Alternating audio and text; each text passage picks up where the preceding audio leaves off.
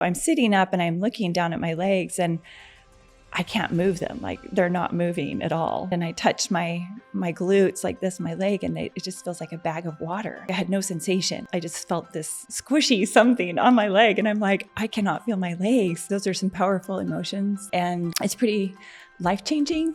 From living a life using your whole body, and then all of a sudden you don't have the use of your legs and life changes completely. I've always been into health and nutrition. I was always interested in the bodybuilding world and watching people compete, and it just really got me excited because I always wanted to do something like that. And I ended up doing 5 shows that year, and I got my first place. So I wanted to keep pushing myself, but I knew that I needed to have some hernias repaired if I wanted to keep going. So I took some time at the end of that year to have surgery. After about 3 months, was able to go back to the gym. And then July 13th came around. My daughter, she and I went to the gym. So this is my first time back doing squats on the Smith machine. I loaded a few more plates on, and so I was on my 4th set. And as I'm going up and down doing my squats, I had a burst in my back. My L1 vertebrae burst in half, and part of it went into my spinal cord. I immediately went paralyzed from the waist down. I just start collapsing. And so I yelled, help.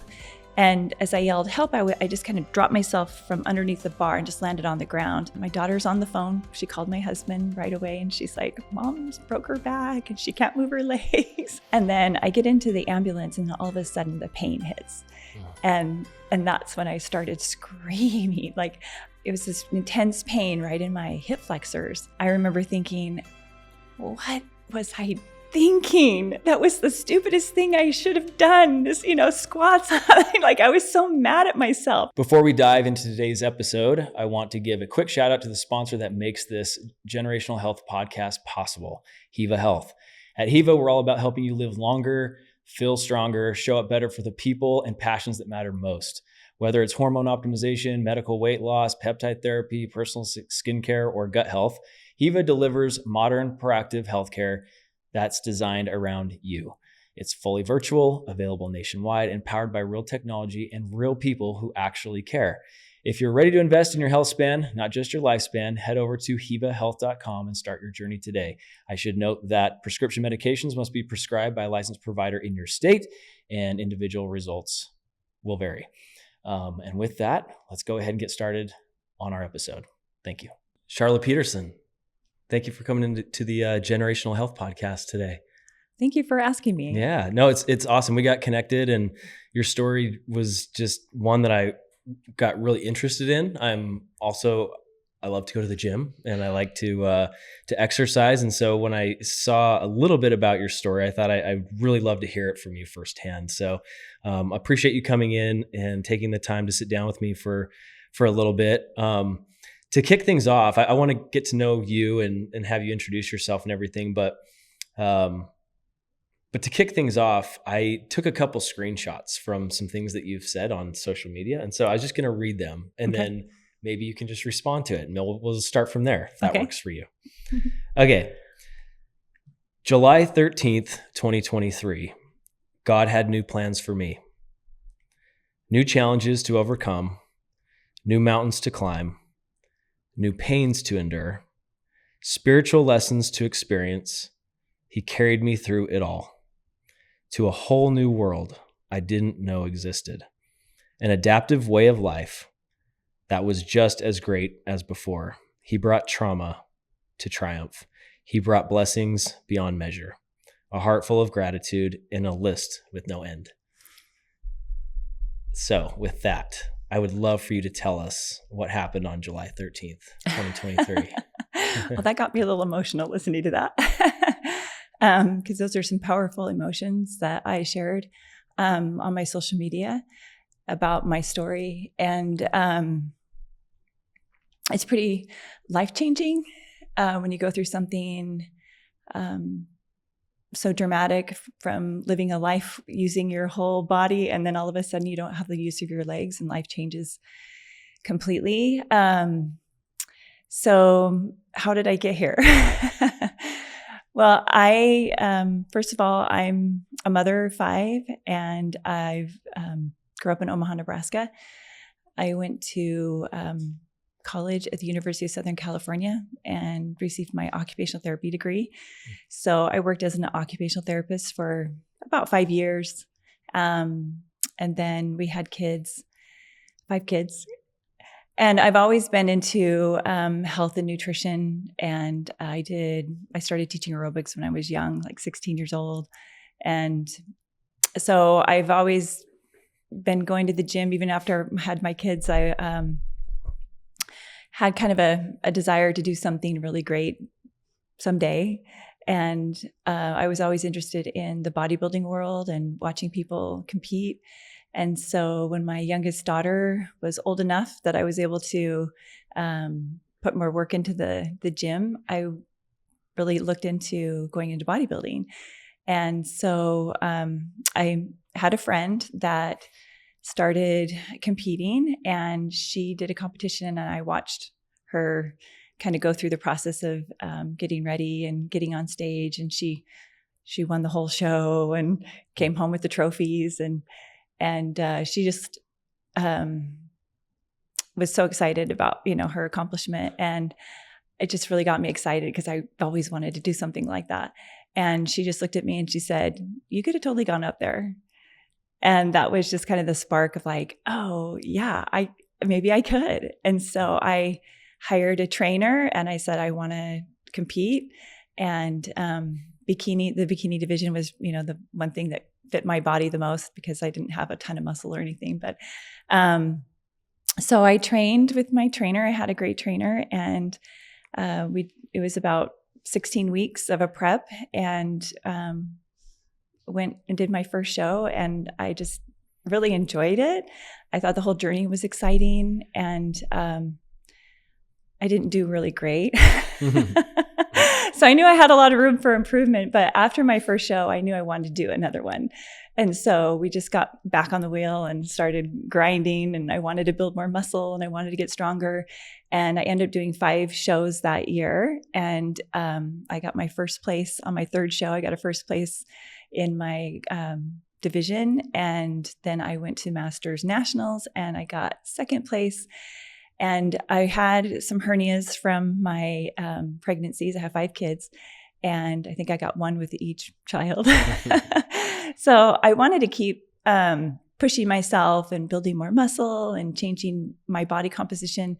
But I knew that I needed to have some hernias repaired if I wanted to keep going. So I took some time at the end of that year to have surgery. And so I had they found 4 hernias, plus I had my stomach pulled back together, the diastasis recti muscles, and I had a tummy tuck. So I had it all done.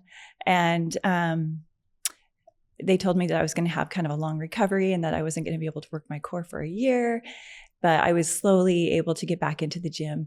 So after about 3 months, was able to go back to the gym and started with just my upper body working out.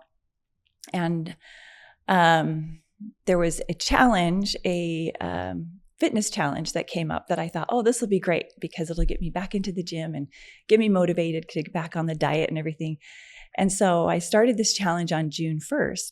And meanwhile, I was able to start doing leg workouts, but I wasn't loading anything on my back yet. I was doing bridges and lunges and things like that. And then July 13th came around, and I was actually in Utah.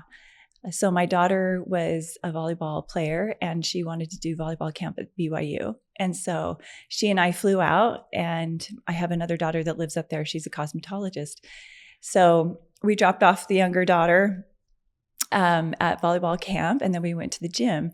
And so I had just been given permission to do a loaded squat. And so this is my first time back doing squats on the Smith machine, which I used to do all the time. And so we had done like a 20-minute warm up, and the first machine we went to was the Smith machine. So my daughter and I were taking turns on the Smith machine, and I went pretty light because this was my first time back on it after my surgery. And she went first, and then I went, and then we, alternated. And I'm like, I could probably put on a little more. I can probably handle a little bit more because it felt really good. And I wanted to push myself. You kind of get into that when you start working out and it feels really good, and you just kind of want to push yourself more. And so I loaded a few more plates on. And so I was on my 4th set.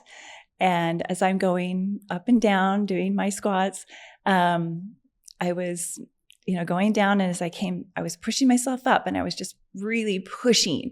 And at that moment, I had a burst in my back, which was very shocking. It was like, oh my gosh, what just happened? But my L1 vertebrae burst in half, and part of it went into my spinal cord.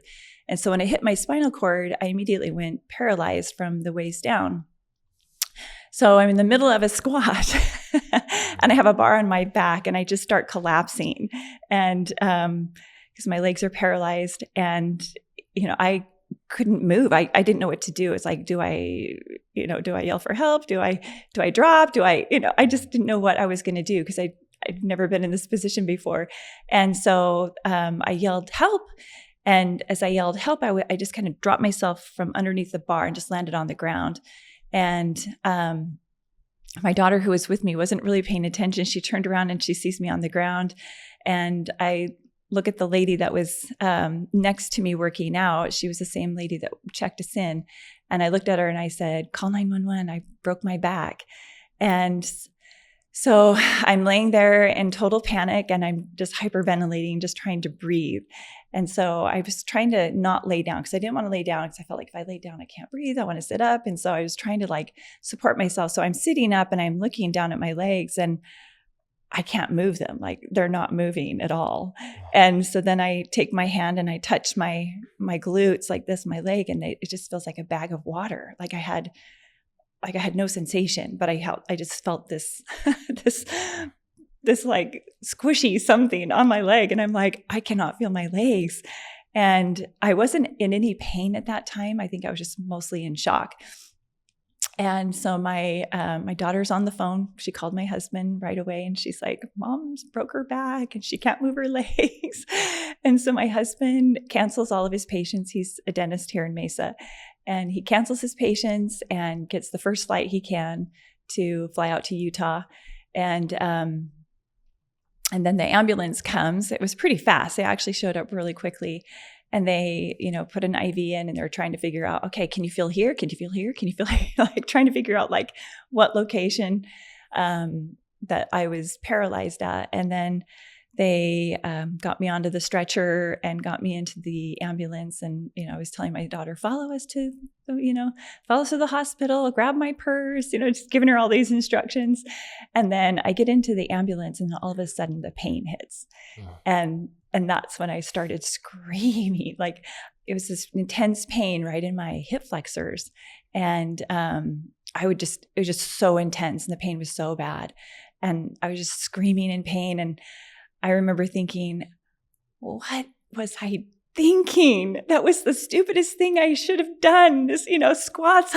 Like, I was so mad at myself. I was just like, what did I do? And so I had all this emotion going on. I was angry and I was in pain. And then I was like so grateful for this hero paramedic that was, next to me trying to help me. And it was just like all these emotions. And so we get to the hospital, and they pull me into some room, I don't know, and my daughter's there, and now she sees me screaming in pain. And so she starts crying, and I see her crying, and I'm like, no, don't let her see me in pain. I don't want her to see me cry or scream or whatever I'm doing. And anyway, so they got me in to do an x-ray to find out what was going on. They found that my L1 vertebrae had burst in half, and that it was impinging on my spinal cord. So they were able to contact the spine surgeon on call that day, and they had to rip off my clothes. And I'm like, oh, those are my cutest shorts. Or that was my cute bra that I was like, oh no, I have to say goodbye to my cute clothes, my cute gym clothes. But they had to rip everything off. And then I just, I don't remember much, because they, I went under and went into surgery right away. And so I woke up about 3.5 hours later, and my husband was there. He had arrived, and I didn't have any pain, but I had movement in my legs. So my quads were working. And so they were like really excited, like, okay, she's going to get everything back, or she'll be able to walk in, time, or, things are looking good. So, and the surgeon kept coming in every day. Can you wiggle your toes yet? Can you wiggle your toes yet? It's like, no, I can't wiggle my toes, but I did get some back. And so there was a lot of like positive emotions to it. It's like there should be like a good ending to this, right? And so I stayed pretty positive about it because, we had some results right away after the surgery. And so I wasn't completely paralyzed. And so they were calling it an incomplete spinal cord injury. So about 3 or 4 days after I was in the hospital, I remembered that I was doing this 90-day challenge. And so I was thinking about this challenge, and I thought, because there's like 10 things you're supposed to do in this challenge. And this was on day 43 when my accident happened. And I thought, I can still drink a gallon of water, and I can still wave my arms up and down for 45 minutes, even though I can't put weights in them. I can still like do like this. I can like do some arm exercises. And I can still go outside and like wheel my wheelchair around, and I can still read 10 pages a day, and I can still eat nutritious food. And so I decided I was going to keep doing the challenge, even though I couldn't like do it completely like, I wanted to. And I felt like that was like the best decision I could have made, because it was such a distraction of what was going on, the pain I was going through, and just the day-to-day of not knowing what was going to happen. And so I just kept going with that challenge. And I, would make my post every day, because that was part of the challenge, is to post something about your workout. And so I would just post myself in the rehab hospital. And with physical therapy, they had me doing all kinds of things. And so I'd say, this is my full body workout today, and I was able to get into the courtyard and push my wheelchair around for 30 minutes every day. So, and they were really, really great at the rehab hospital to accommodate my meals. And I had my food scale and I had my protein shakes, and I had everything that I needed. I had my kids bring in fruit and stuff like that. So I was able to weigh and measure my food in the rehab hospital. So I just kept doing that. And rehab was hard. I had a lot of pain. I had a hard time sleeping at night just because my legs would ache and hurt, and just moving around was hard, and just realizing that, this really kind of sucks. Not being able to move. And then I went home, and I had to like relearn like how to get around in a wheelchair in my house. And luckily we just have one floor. We don't have stairs or anything, but it was just, kids in their shoes in the way on the floor. And, how do I do dishes, and how do I cook, and how do I wash my teeth, and, reach the sink and all of that. So it was kind of a learning curve. And I continued doing the challenge as much as I could at home. And I was going to therapy every day, and I had someone drive me to therapy because I couldn't drive yet. And then the 90-day challenge was over. And that's when life kind of hit. And I wasn't really making a lot of progress towards walking. And I remember thinking, oh, this is going to be really long. It's like I didn't have anything to look forward to. I just still had the unknown, and I still had the challenges of just getting around day to day. And that's when I kind of got a little depressed, where it was like, I don't know if I can make another day. Like, I just have to get through therapy, and I have to get through another day in the wheelchair. And this is going to be a long time living life in a chair. But it wasn't very long that I came across the wheelchair bodybuilding. And there was a show, the Whitney Jones show, which was every October. And that was coming up. And I had a couple friends that were competing in it, and a couple friends that were going to it. So I decided to go. And it got me thinking, like, I wonder if there's wheelchair bodybuilding, like, bodybuilders in wheelchairs. And I asked my physical therapist, and he says, oh yeah, I've seen it on Instagram. I know there is. And I'm like, really? So I went to the show, and it was really fun to see my friends up there. And it kind of got me excited to like get back into it. So I started researching bodybuilding in wheelchairs, and I found wheelchairbodybuilding.com. And I got really, really excited. And I was like, oh my gosh, I want to do this. I want to get back on stage. I want to work hard. I want to go to the gym. I want to, get back into this. And, so I called my coach who was helping me with the 90-day challenge. She was my coach for that. And I said, hey, do you want to go to the Arnold with me? Because I found out that the Arnold had wheelchair bodybuilding. And she's like, yeah. And so I got really excited. I hired a coach and I had these plans. And then I thought, wait, I'm not even going to the gym yet. Like, how am I going to get to the gym? I don't drive. And so I kind of had to find a solution to my goal. And I just made it happen. I was able to find people that would drive me there or pick me up or whatever, because I already had to drive to therapy every day. And so I would just have them drop me off after therapy or before therapy. And it just kind of worked out. And I was a little nervous going back to the gym just because, I'm in a wheelchair and I didn't know how people were going to react, and I didn't know how I was going to get around. And I found that everyone was super nice. Everyone was just like, let me know if you need any help loading plates or, anything. And so it was just a really warm welcome, and I was just really relieved. And so I got back into the groove and was able to start with light weights. And so I started in October, and the first competition was February 29th. And so I had 4 months to get ready. And so I just went for it, worked hard. And my coach and I just did the best we could, learning how to, navigate with the wheelchair and posing and like all the things. It was like a whole new division for me. I went from bikini to women's bodybuilding. And so the posing was different and the workouts were different. And so but it was all new and all exciting. And so I got ready and I did my very first competition at the Arnold. And luckily there was one other woman that was competing at the same time. And so I had someone to compete against, and I ended up getting first. And it was just so emotional to be like, I'm back on stage. This is really awesome. And I don't know. I just feel so like accomplished to be able to get back into something I love so much and be able to do it, even though I'm in a wheelchair. So that was the February after your accident? Yeah. So you were starting to train for it in October. Mm-hmm. So the October after your accident. Yeah.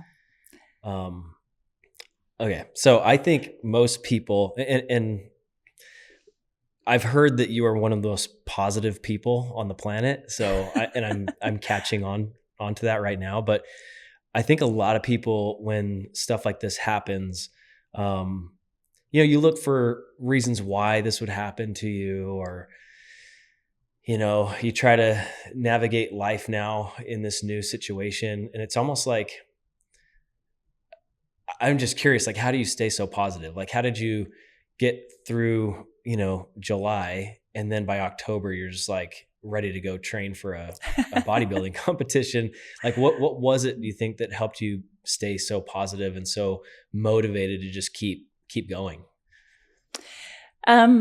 Well, I think having something to look forward to every day, kind of like the 90-day challenge, like just because I continued to do something for me that helped me be better, helped me to challenge myself. And I think that just keeping something like that in my life has been really helpful.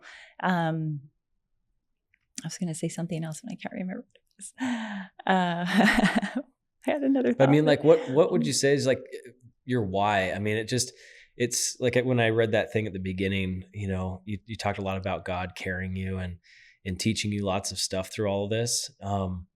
And, maybe leaning in on your faith or something, but I just find it incredibly inspiring, but also miraculous that you could just like bounce back so quickly and find like this beauty in this new life that you're creating for yourself. Mm-hmm. And so I don't know, I just look at that and I think, how, like, I don't know that I would have the same strength to do mm-hmm. that. I could very well see myself like getting swallowed up in just like self-pity and just, oh, why would this happen to me? My life's over. I can't do all the things I enjoy doing. And so people like you are like extraordinary, because I don't think it's human nature to just step up and be that like positive and excited about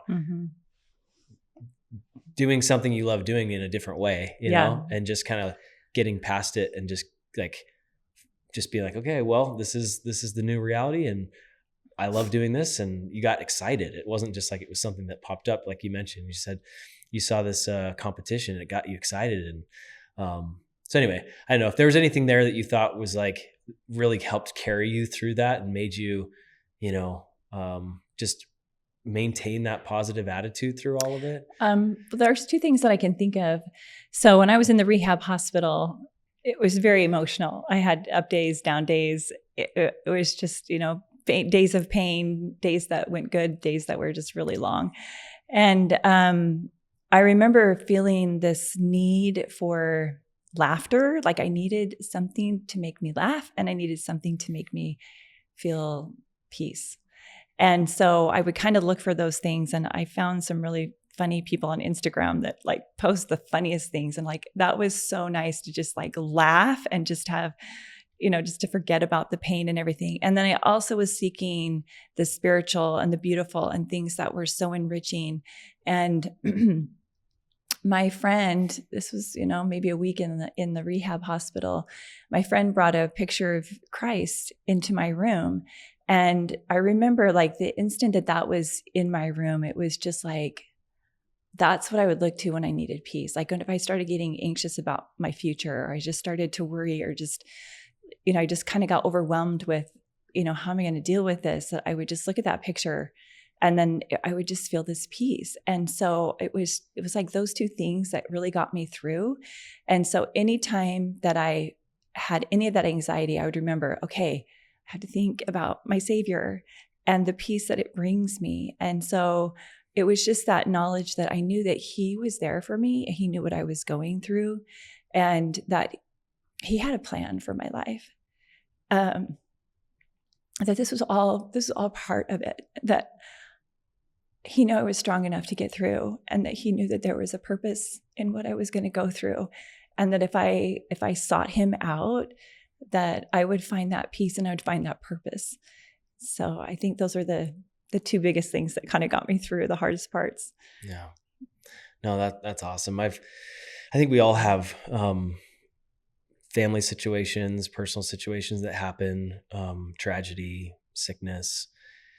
And it is interesting to see how some people turn against God when these things happen, or they kind of lean in.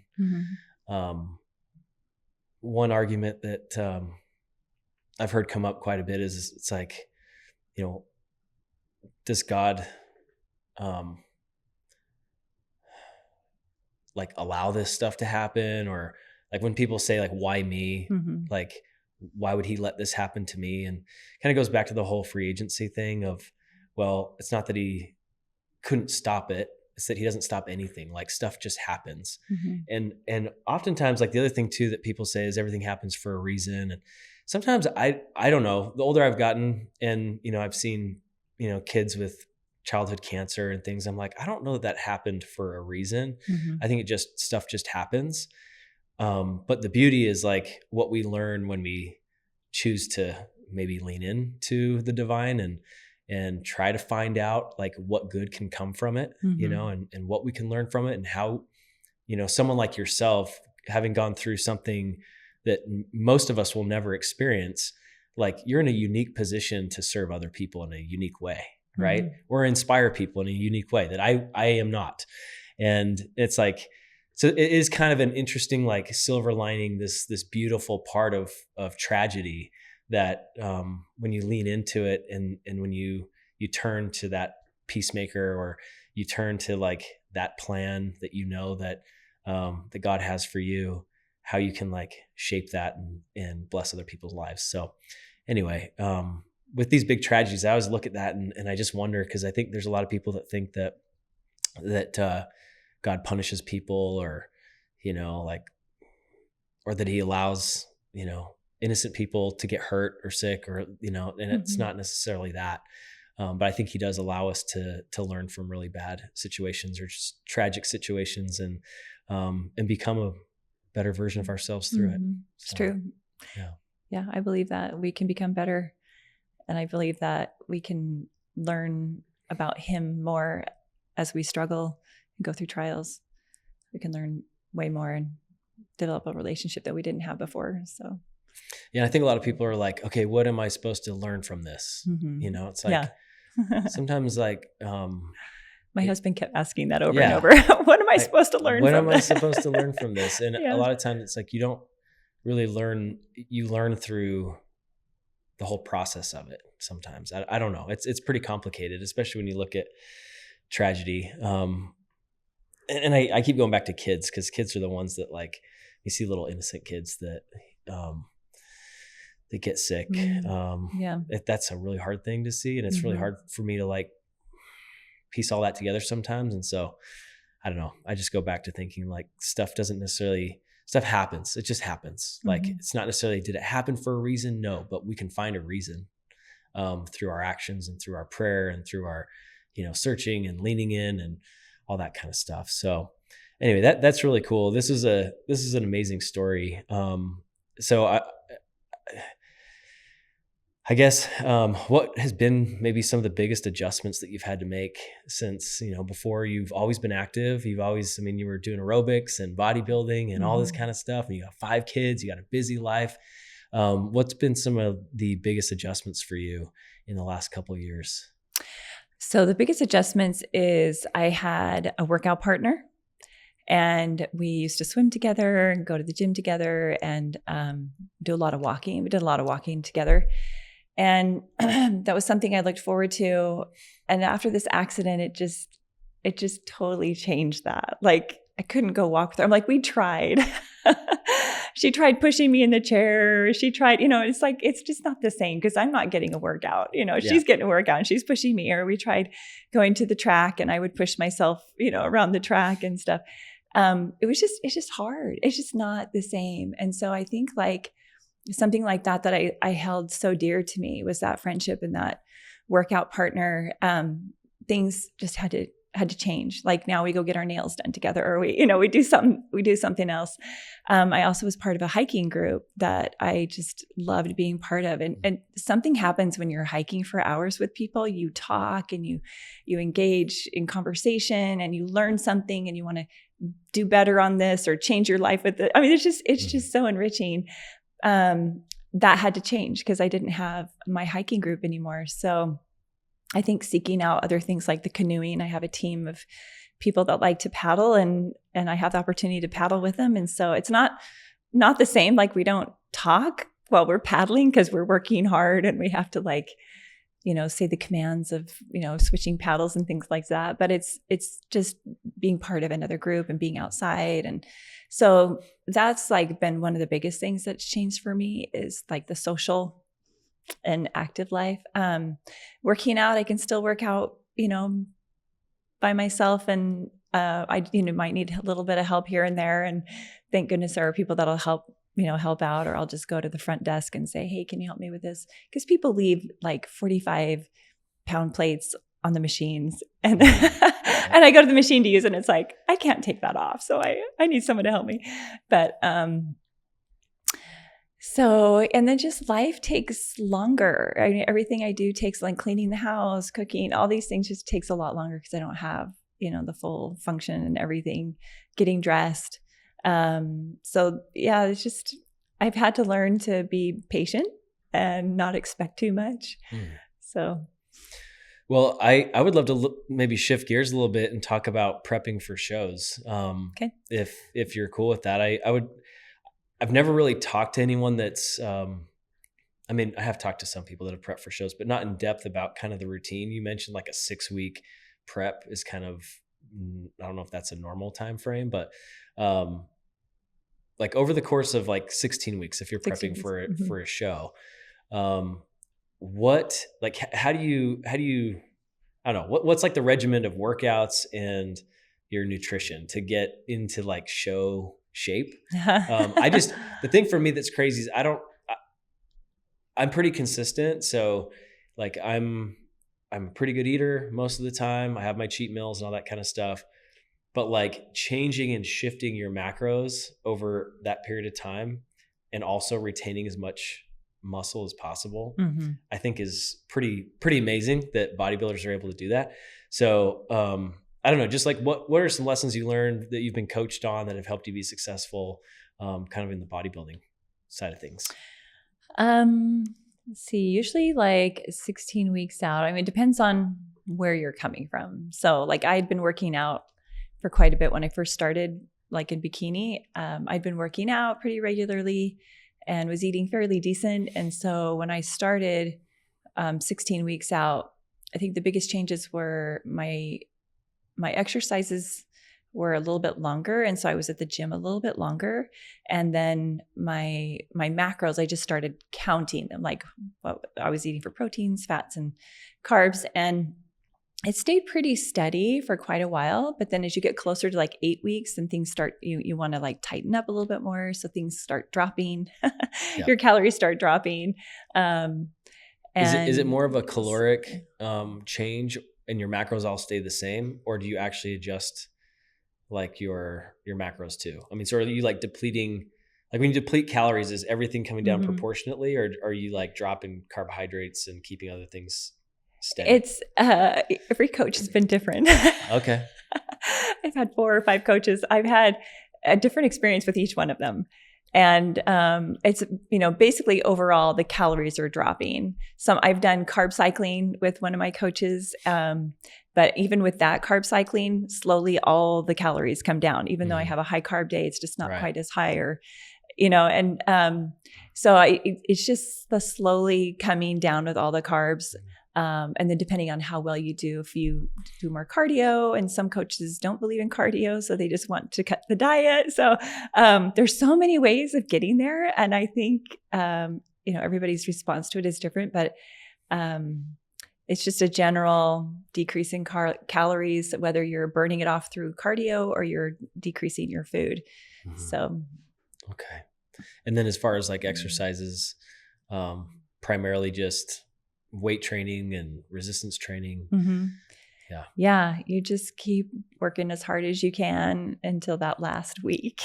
So do you change your rep counts and stuff too? Or is it like, are they higher rep counts, or are you working on like lower rep counts and you adjust it throughout, like as you're getting closer to competition as well? Does that change? I'm trying to think. I mean, it really hasn't changed with any of my coaches. It's all been about the same. It's just the diet that changes. So just work out hard. Just work out hard. And then just slowly just eat less. Yeah. Okay. That's the formula, I guess. Okay, cool. Just thinking about, there's so many people that are trying to get fit, trying to get dialed in, and there's just a lot of noise out there on how to do it. And I think sometimes people overcomplicate it quite a bit. Yeah. And it's like they're looking for a specific diet, or, these fitness apps and regimens, and, following some sort of a program. And I think it gets a little overcomplicated. It's probably just movement in general, and then just generally healthy eating. As far as foods are concerned though, are there specific general rules of thumb for you, like the certain types of foods, types of proteins, things you try to keep in your diet when you're prepping for a show that's helped you the most? I think with the decrease in fats, usually as we're getting closer, we lean more towards fish, white fish, and chicken. But then when I'm not in a diet phase, then I usually pick more like lean beef or flank steak. My favorite is bison, sometimes venison. So like I'll choose those things and kind of save my chicken for the. But I eat a pretty good variety though. But yeah, definitely you kind of get down to that. Okay, chicken or fish at the very end, or rice cake. Yeah. You kind of get to those limited foods when you're getting closer, and sometimes you kind of get a little bit less on your. Your rice is a little bit smaller. Sometimes you're not even eating carbs, you're just eating vegetables. So it just gets smaller and smaller. And I think that's the part of bodybuilding. I don't think people in general have to do that just to be healthy and, and hit their body goal. It's just kind of extreme at the very end. We get a little more extreme. Well, and even at that like sub 6% body fat, I mean, probably not meant to be there very long either, right? Yeah. I mean, is there kind of a period of time that you want to kind of put some body fat back on just because it's healthier to have a little bit more? Yeah. I mean, for sure I don't know if there's a golden time that, that you're in. I know a lot of girls that will compete maybe for 4 or 5 months, where they kind of stay in that, competition area. And then they'll have a season off where they're not quite as lean. I guess it just depends on everyone's body. Some people respond differently. Some people's thyroids drop sooner than others. Some people struggle, with their hormones a lot, so it just depends on the person. Someone might do one show and that's good enough for them, and then they want to get out of that again. So seems like it would be, I don't know, embarrassing to get up on a stage like that for me. Like, I don't think I could. I don't know. I see people that do it, and we've got friends that do it and they look awesome and they do great. But I think it's like, even just being on stage in general, I think a lot of people like public speaking and all that kind of stuff, but getting on stage and just being exposed and showing, it's so impressive. But also I'm just like, that's so gutsy to do that. So that's pretty cool. And I think people don't realize how hard, like how much work it takes and how hard it is to prep your body over that long period of time, and how consistent and like just the hard work. I think some people look for quick fixes on things, and it's like, look, just getting in good shape, it takes a lot of effort. It takes a lot of time, it takes a lot of consistency, a lot of discipline of getting up and getting after it. So I think one of the hardest parts is just the social life and the food. Yeah. Because I find that I'm always bringing my food to a restaurant when everybody else is eating, and I'm eating my prep food. You know what I mean? It's like there's those last 3 months, especially, where you have to be dialed in. And so it's like bringing my food, or, everybody kind of knows, can you go out to dinner? So I think that's the hardest part is that extreme sticking to your diet. But it's, you're getting on stage, so it kind of helps mentally to stick to it, because it's like you have this goal in mind. So kind of helps motivate you to stay on track. Yeah. Does it drive everyone else around you crazy, like in your family? I mean, they totally get used to it. My husband is like, okay, when can we start going out to dinner again? It kind of drives him nuts, but he gets it. He's supportive. But when I'm not near competition, he's like, we should be going out to dinner. Yeah. We should be enjoying food. Is he into this kind of stuff too? I mean, he works out, but he doesn't want to compete. Not going to get him on stage. No. All right. Well, that's awesome. I mean, any advice you have for people that are trying to get, like, maybe just starting to get back in shape? They've been like putting it off and, trying to get back into a routine. Like, what are some things that have worked for you? Or I'm sure you have people coming to you all the time, like, what do you do? What can I do? Is there any general advice you give people? I think establishing a routine is the best thing that you can do if you can. I know it's hard when you have kids, and you just have to get through. But you just do the best you can. You just keep trying to get to the gym, or trying to get that walk in, trying to get movement on. And then the diet is more important than the workout. So the cleaner your diet, the better off you're going to feel, and the better off you're going to start to look. Yeah. Are there like 3 things everyone should do every single day? 3 things. Well, it depends on, and maybe not for like bodybuilding necessarily, but just health in general. Like, if you were to look at everything you've learned from your coaches and all this kind of stuff, like if there were like 3 or 4 things that every single person should try to focus on every day, what would those things be? I mean, what I try to do and what I've heard is getting outside for like 15 minutes if you can every day. Get some sunlight in your, early morning sunlight in the mornings. If you can get outside to either work in the garden or go for a walk, take the dog out, whatever. And then the second thing I think is to work your body in some kind of like exercise of lifting weights, some kind of challenge to your muscles. It's good for your bones. It's good for, longevity. It's, so building those muscles are really, really important. And then a third, it's hard to say. You could do like a yoga practice, which I think meditation and calming, you could prayer. Those are all, really good, important things as well. Yeah, that's good. Sleep's important too, right? I know. Yeah. It's like, I was going to say yes, sleep's probably one of those that I would probably yeah. bring up as well, only because, that's going to kind of help regulate everything. It's probably, then you've got drink water, and then there's so many. There's so many. The list goes on. There's more than 3 or 4. The list goes on, yeah. And those are all easy things to do, and things that generally don't cost anything, right? It's like things you mentioned: sleep, get outside, meditate, pray, movement. It's like none of that costs anything. Sometimes we like to go to the gym because of equipment and stuff like that, but movement in general is free, and going outside and standing barefoot on the grass and getting a little sunlight is free. Trying to get a full night's sleep is tricky with 5 kids. Yeah. But sleeping is important. And that's crazy because there's so many, most of us are underslept. Most of us don't sleep enough. And I think it's underappreciated how much sleep can help you in all aspects of just from depression, anxiety, hormone regulation, all of it. So, okay, well, that's awesome. So I guess, lastly, so this is the Generational Health Podcast, and we try to we really try to focus on the things that we've experienced in our lives and how we can learn from those things and how we can teach our kids.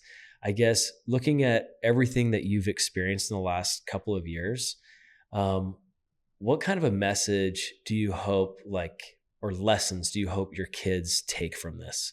What do you hope when they see you and what you've overcome and what you've done and what you've accomplished and how you've managed all this? What do you hope they take with them and learn from it? Well, I guess to stay positive and to look for the good in anything and everything. There's good people all around that will help you achieve your goals. Don't let life let you down. No matter what happens, that there's always something good. Perfect. No, that's good. And then maybe on that same note, this is something I ask a lot of our guests that come on here, but what does the concept of building generational health mean to you? Oh, I would think that taking my experiences and sharing what I've learned for my kids so that they can have a better chance of everything. And so, there's a lot of things I would hope that they could do, but I know it's going to be hard because it's hard for everybody, but hopefully I can be an example, or when they ask me the questions, that I can give them the answers that they'll listen to and they'll try to do. But, just like the things that we're talking about, taking care of your health and, developing good relationships with people. There's just so many things. I don't know. Well, so. I know our kids are all watching us, and I don't doubt for a second that your 5 kids have watched you go through all this and just seen your attitude through all of it and seen your accomplishments through all of it.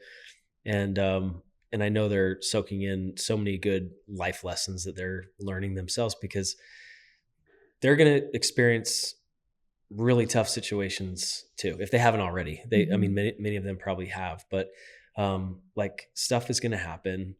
And it's just, I think that, having someone like you to look up to and see how you've managed through a really difficult situation and you've made it really amazing and beautiful, and you continue to just crush it, and you're racing this weekend, and you've got these bodybuilding competitions, and you're still doing all the mom stuff, and you're just doing all this amazing stuff. You haven't let it really take you down. You've taken it and you found the beauty in this whole new world that in your own words, you didn't even know existed. Mm-hmm. And I think that that's what's really cool about all this. And, and again, going back to the examples that we set for our kids, that, trying to help them know and expect that bad things are going to happen to them at some point. Like, you should expect that it's going to. And so right now is a pretty good time to start figuring out how we're going to respond when that happens, rather than waiting for that moment and just being like, okay, now what am I going to do? But kind of looking ahead and saying, okay, well, when I'm confronted with this, or when I have an argument with that person, or how am I going to handle it? But I think that you've probably laid some amazing groundwork for your family. So, you've got an awesome story, and I appreciate you sharing it with us. Thank you. So how about you? What are you hoping to do for your kids? What am I hoping to do for my kids? Yeah. The same question you asked me for your. Well, same thing. I find a lot of, I guess, parental pride when they, start counting how much protein is in a meal, Mm-hmm. Okay. Yeah. But, no, I'm the same way. I fortunate my kids are healthy, and, we've certainly had our own challenges, in our family with various people that have had illnesses and things that we've learned a lot from. And I'm, we try to teach them really good things, and then let them have enough freedom to make their own decisions. But, I'm a big believer that these kids are watching everything that we do. And so when I go up, even if they don't say anything or whatever, they see me get home from the gym every day before they go to school. I'm walking in, they're getting ready to leave, and I hope that, and I think that does probably set some sort of an expectation in their mind that this is what's normal, right? It's normal to see like active parents. It's normal to see them like trying to eat healthy and trying to avoid certain things, but also like, not like also being able to indulge in stuff that's enjoyable too, like occasional desserts, or, going out for ice cream as a family. Like, those aren't bad. So like not being like overly strict. So it's just, it's just trying to be mindful of all of the stuff around us, and how we can just live the fullest, healthiest, best life possible, without being too extreme one way or the other. So for me, that's kind of like the whole generational aspect for me, is just really trying to lay the groundwork for my kids, because one day, I'm not going to be here, and I just hope that they take the things that I've done, and the good things at least, and they try to replicate them, so they can hopefully live a longer life than I do. So anyway, that's kind of my goal with my kids. And and this whole generational health aspect, that's what I've loved about this podcast, because when we first started it, I have a finance background, so my background is primarily finance, and I found a lot of correlations between like financial investment discipline and like fitness and health, because a lot of people, they age and they get to a point later in life when they call upon their body because they need it, and it's not there because they didn't invest in it. There's a lot of people that they die just from falls, because maybe not from the fall itself, but they fall, they break a hip, they get surgery, they lose their mobility, they can't and then they slowly just deteriorate, right? It's kind of like a rapid thing. And that's just because of a lack of investment over time. Whereas like financial investments is kind of the same way. It's like if you want a retirement sometime down the road, it's not like you have to save everything today, but it's a little bit every single day. So I see a lot of the same correlations with health and fitness, nutrition, all of it. It's just like kind of taking those daily habits and just being consistent, being disciplined, just trying to do it over and over again, so that you're constantly putting a little bit of money in the bank, so that, all the things I'm doing today, in my 40s, I can maybe try to pull from that account in my 70s, so that I'll hopefully have a much more vibrant, life in my 70s than potentially just having a crash and fall. And my mobility's not there, my stability's not there, my strength's not there, because I didn't spend the time to invest in it. So, So that's all part of So this true. too. It's so true. Those are the top two things. It's like the top two things you want your kids to learn. That would be the top two. Yeah. Yeah. Well, anything else you want to share with us, or any other thoughts before we wrap things up? I don't think so. No. Thank you. Well, thanks so much for coming in. Seriously, like, I'm so happy we got connected, and we end up doing this a day early because you are traveling tomorrow for a canoe. Is it just canoeing? Yeah. Okay. So it's a canoe race. Is it on a lake? Is that where they would do it? I was telling you beforehand, like, canoeing might be, like, if you're racing a canoe, it might be one of the hardest, most taxing exercises that I've done. So good luck with your race this weekend. Thank and good luck with all the other stuff you have going on and your competitions. I'm excited to keep following you. If people want to follow you along on your journey, what's your Instagram handle? I can share it too with the thing. But yeah, I mean, if you look up Sharla Peterson, you'll find it, but it's IFBB Pro _fit_chick_ on wheels. So Fit chick on Fit wheels. Chick on wheels. Yeah. Okay. Very, very cool. No, your story is very inspiring, and just keep crushing it. And again, honored to have the opportunity to talk to you today. Thank you so much. It was a pleasure.